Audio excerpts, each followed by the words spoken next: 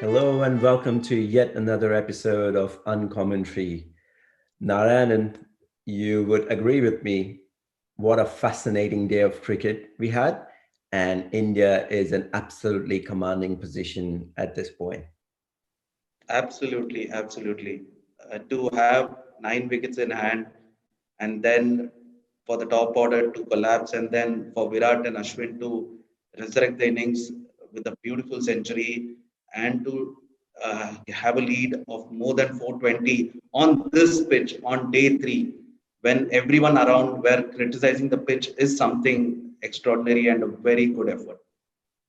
A brilliant display of batting, of course, from India, especially Virat and Ashwin. We'll take our focus away from that for just a little tiny bit. Speak about someone behind the stumps, folks. What an absolute legend. His stumping displays that he had. Wouldn't be wrong if I said he's the best of the lot in the current scenario. You could see his awareness even when standing up to the quicks. And it is a tough job when someone is bowling at 130 clicks and to collect the ball or to at least have the presence of mind where the ball would eventually go. Yes, there are some uneven bounces and some odd nicks here and there, but that's impossible to collect for someone who's standing up so close to the batsman and the stumps. But his stumping to dismiss Rohit Sharma was so quick, and to also apart from that, even his collections of the balls down the leg side, one which Root eventually went for the DRS, but it never was close to the bat. That was a tough catch, and he did go for that. And to have such a good presence, a strong commanding presence behind the stump, and such a young kid is a good find for England. And yeah, I happened to read and come across a interesting snippet today that Fox is from the Jack Russell wicket keeping academy. So yeah, a very good find for England. Absolutely. Jack Russell, one of the legends of the game behind the stumps. And folks reminded me so much of MS Dhoni in his quick reflex action. Joe Root, did you feel he missed some opportunities in being able to stop some scoring? I wouldn't blame this on Joe Root, to be honest. He's done exactly what every other captain would do on such kind of a pitch, to give bulk of the bowling to the spinners, which is rotated between Leach and Moeen Ali. And the odd over here and there by Stone and Broad to give some rest. And he himself came on to bowl as well to give the spinners and the bowlers some rest. But it's just the pitch is kind of, if you grit it out for the initial 5 6 overs, it becomes easy for the batsman to bat on, because that's what the pitch has done. Pitch has something monstrous or having some demons in it, because as everyone around are going bonkers, the puff of dust is there, but there is nothing more to it. The ball generally spins and the ball is coming on nicely to the bat as a fast bowler. So what else do you need? You need to be a good player of spin, and it's an Indian subcontinent pitch. So I don't think Root has done anything wrong as a captain, but the pitch is like that, and I think Virat and Ashwin are more determined to take the score ahead for India from 85 for 5. Absolutely. And that's what Virat and Ashwin showed when they were batting. They showed some patience, resilience. They had this grit of staying on the pitch. Maybe they made up their mind, we'll battle it out and take it to the bowling, maybe as time progresses. Bit of lack of application, would you say, on behalf of the Indian batsmen? A quick flurry of wickets earlier on in the first hour of play. Yeah, so Rahane's dismissal comes as, again, it's just unfortunate, bad luck, but it's part of the game. Something very similar to the first match dismissal, where it hits the shoulder of the player and loops up for an easy mid-wicket catch. This one was Mm. the bat gets stuck on the pitch and he just couldn't get his feet back in.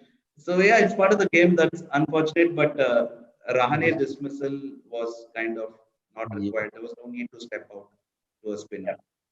Right. Okay. And Pujara as well. We discussed earlier with that odd dismissal. So yeah, That was actually a very good point. A bit unfortunate, but not unfortunate in terms of our captain Virat Kohli and Ashwin. The next section from here on the Q&A. So my first question from my friend Piyush from Auckland. Piyush says, Ashwin has time and again proved that he is a good batsman and he can lead in scoring the runs. Do you think it is high time we recognize him as a genuine all-rounder? And does he get a chance, a crack at getting back into the T20 side, if not the one days? Thanks for the question, Piyush. To be honest, I don't see Ashwin getting a chance to come back into the Indian ODI or T20 squad, at least for now. Hmm. If you see his performances playing in the IPL, which is kind of the benchmark, right, for each individual who's wanting to come into the T20 squad or the one day squad. Playing for Kings 11 or even the Chennai Super Kings, his performances, no doubt, there's no question on his bowling, but as a batting all-rounder, you can't consider him a batting all-rounder. He's still considered to be a bowling all-rounder. So I still consider him the most valuable asset in tests, uh, to be honest. And yeah, I think that's where he's going to remain for a while. But you never know what the future holds for everyone. Maybe I'm wrong. For me, the combination of Ravichandra Ashwin and Ravindra Jadeja is the best combination of middle order, lower order, spin and batting that we have. Jadeja, the more exuberant and more aggressive of the two batsmen, as Ravi Chandra Ashwin just accumulates his runs and then goes for an all boundary or a drive over mid on and mid off. But that is your answer, Piyush. Hope that brings smiles on your face. Moving on to the next question. 3 wickets down, India in a commanding position, as I was talking about earlier. What does England do from here on to try and battle it out? Maybe save the match. I'm not too sure because 2 days left in the game's play. Do you reckon England has any chance or something that they would want to do? This was a question by my friend Vinay from Mumbai. Thanks for the question, Vinay. A good question, nevertheless. I think the first step should be to survive day four, which is highly unlikely the way things stand at 52 for 3, if I'm not wrong. Uh, they are lucky that Joe Root is still at the crease after the DRS call Yeah. sided with the umpire. Otherwise, it was definitely going to be even before lunch tomorrow. It could be curtains. So, yeah, it's not going to go into day 5. I think I'm pretty bullish on that. I think that should be right call. But yeah, England's chance moving into this for the into the coming 2 days should be to just bide their time, wait for the ball to get old. Because as the ball gets older, it's more easier to bat. Yeah, the odd spin and the spit from the pitch is going to be there, but I think that's the way they have to wear out the new ball for now. Yeah, a very valid point you made over there. The DRS call. Time and again, we have seen so many controversial decisions, or at least this DRS system has generated a lot of popularity and a lot of coffee table discussions. People have been saying remove the umpire's call. I am not in favor of that. I think it can be improved, but it is not going away anytime sooner. Absolutely. But the thing is, it's just the umpire's call that is the gray area over here. Otherwise, DRS per se is pretty much convincing and all the players accept it. It's just decisions like today on route or the one which was a mistake by the third umpire with Javagal Srinath as a match referee reversed the and allowed England to retain the review, which Rahane should have been given out but wasn't.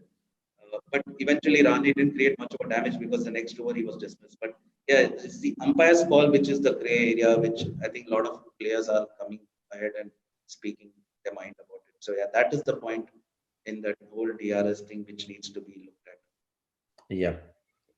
Akshay Patel, this kid has done wonders in his first test match, giving Ravichandra Ashwin, Kuldeep, Ravi Jadeja a run for their money. He's spinning in vicious with his quicker deliveries. He's mixed up his deliveries well, the speed, the angles, something which Nadeem lacked in the first test. And you could clearly see what we may have missed in the first test because he was the last minute replacement for Akshar. Otherwise, Akshar would have debuted in the first test at Chepauk itself. But nevertheless, he's come back strong and he's held his ground. And what a wicket to have for your test debut, right? Yeah, Jodu. absolutely. Now, moving on to another question. Now, this is a question from me to you. I've purposely, Okay. I've purposely kept this a point at the end of the show. Magnificent display of batting by Virat Kohli and Ravichandra Ashwin. So, from here, I know you just told me that he's still a bowling all-rounder. Let's keep Ashwin aside for a moment. Virat Kohli, a much needed back to the form or back to the grind for Virat Kohli. Oh, absolutely. And there was one thing, Dave, I noted last evening. After the end of day's play, Virat stepped out onto the ground and had Vikram Rathod give him some throwdowns for at least a good half an hour. Hmm. Throwdowns, and he kept playing the front foot defense, going on the back foot. And if he misses it, he's already told Vikram Rathod, it took my inside edge. I was not LB. For Hmm. whatever reasons they were communicating. Yeah. But it was a sign where he was determined that he knew that he was the next wicket walking in. Because at that point of time, at the end of day's plays, Rahane and Pujara were the ones who walked back to the dressing room. So he knew what he has to come out today eventually. But he didn't expect it to be so soon. But yeah, he was quite determined. And that showed in the post end of day's play throwdown session that he had. It was a good 30-40 minutes throwdown session. Absolutely. And I'm sure you enjoyed your stint at the Chepauk yesterday. And Absolutely, absolutely. I could sense your excitement from the videos that you were sharing and the pictures you were sharing on our WhatsApp Yeah. group. And And you can't take anything away from Ashwin, man. yeah, Today's innings, I mean, that century to walk in at 85 for six, to join the captain at the crease on a pitch like this when the world around is talking nuts about it, to grit it out and then increase the scoring.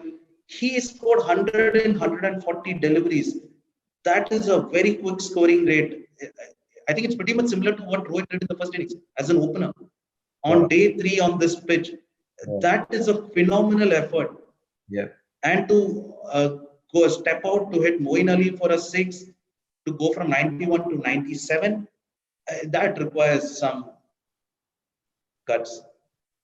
Yeah, totally. And every time they showed the aerial view of the stadium with the Marina Beach in the background, it kept on occurring in my mind, how similar is the pitch to the Marina Beach, but absolutely amazing knock by Ravichandra Ashwin there. And yeah, it was a delight to watch him bat along with the captain. Any final thoughts as we move on to day four? It's how soon can India wrap this matchup? Yeah, and Either then wrap it up by lunch or go into the hotel for tea. So it all depends on how soon can they wrap this up. right, okay, and then prepare for the pink ball test match. Yeah, yeah, yeah. True, true. Okay. Thank you very much, Narayan. And with that, ladies and gentlemen, we hope you have a good night and we'll see you tomorrow after end of day play on. Thank you. Bye. Cheers, bro. Cheers.